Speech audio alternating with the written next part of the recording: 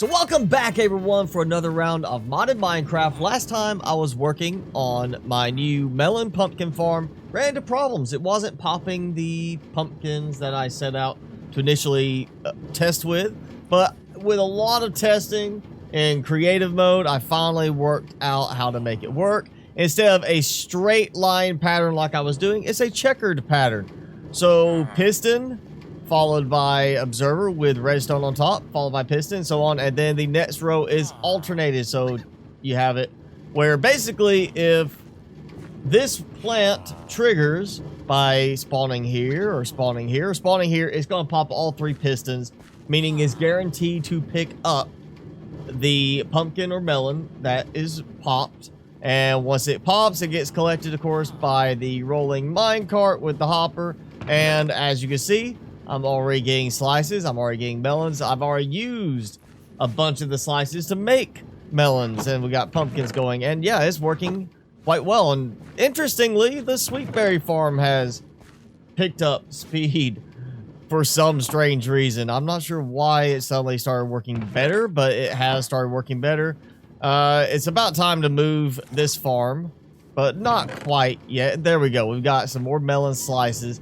Yeah, it's just working really surprisingly well for it being a single layer farm. So if you didn't watch the last episode, basically I've got a minecart track going underneath, which is being powered along underneath on the, survival game by redstone blocks, because I didn't want to have to dig down lower and mess up my sugar or my sweetberry farm, and I didn't want to have so much extra space, so I just sacrificed the extra redstone to make redstone blocks underneath these, and we have that going. And basically I was doing a plant, and then a row where they were going to produce, and that didn't work because for some reason having these chained together caused a problem. So instead it is this checkered pattern here, which is basically if I planted this one plant, then it's 1, 2, 3, 4 pistons around it, so that any potential location it spawns a pumpkin would, or melon, would cause it to pop. And so let's actually set this to speed this up. I'm going to put 5,000.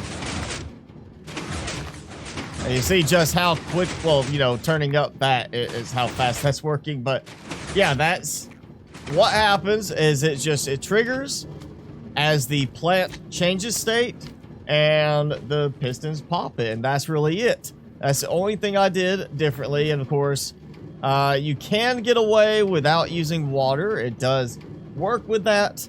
But I went ahead in my game and built water blocks into each side of it rather than the middle, because of it throwing off the patterns and everything. So yeah, very simple. So the farm works, and technically I did leave room that I could build a little bit higher. I might have to retexture a little bit to make a second level fit. But right now it's actually producing well enough that I am not that concerned. I mean, just in a little bit of time, another 3 pumpkins, another, fourth of a stack of melons, and that was probably one pop right there.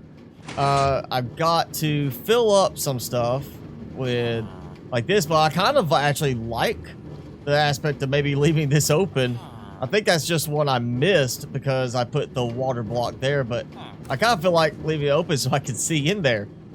Just a nice little touch. And I'm basically keeping this as a standalone room because I think I'm going to use this coming up from here on this side for ladder and access, so I can do maintenance and maybe build back here a walking path behind some of the farms so I can get around instead of having to rely on going in the front every time and breaking stuff to fix issues as they arise. But you know what? It is time, at least for now, to go ahead and, oh yeah, there we go. We got melon popped and it gets picked up.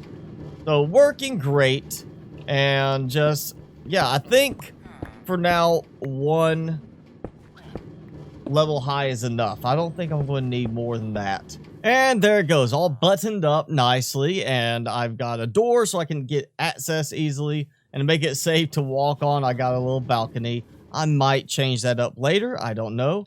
And now I've actually got something in my head I want to try out. I've been messing a little bit with decorations again because once this is all done, I want the base to look nice. I want to have a nice feel to it. So I was trying to figure out what pathing I want to use, and I want something that has like a upscale type medieval or maybe even elvish type look to it. So I was thinking like, okay, polished, was it diorite would be a cool one. I tried granite, didn't look quite so polished, and now I'm thinking actually just plain old smooth stone. You know, double baked smooth stone. It doesn't have quite that major contrast between the stone brick and that like this does, but it also doesn't kind of stand out too much. So let's do a trade run to the village. We'll take a few stacks of carrots because I know I can sell that. We'll take these stacks of melon, and we'll take a stack of pumpkin. And yeah, we might as well take a stack of this. And so one quick note is recently I tried using carpet here to keep him from walking through, because it happened that on my shepherds over here, I learned that they could not walk through the doorway because of carpet.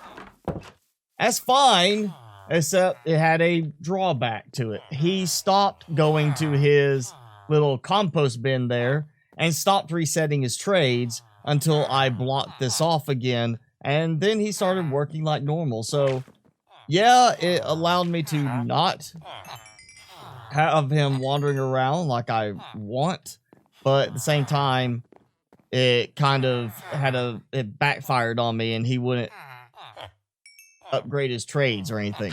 So all that, I end up with 4 slices left, 4 pumpkins, half stack of carrots, and 1 melon.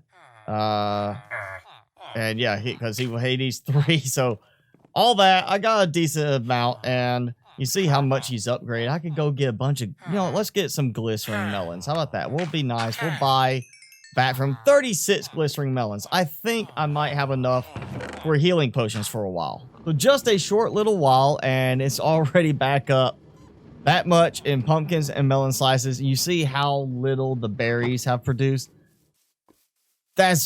It's really turned out to be a very underwhelming farm design for the berries.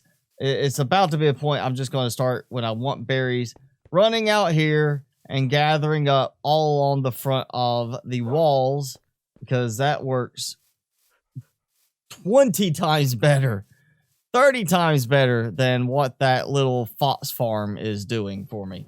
Like every trip I come back from just running to the village, and I've got so much more stuff being produced from this farm and that farm. Melon, pumpkin, and carrot. Producing like crazy. The other stuff, not so much. And you know what? Let's go here. I've got hay bales. I'm gonna try this. Hey.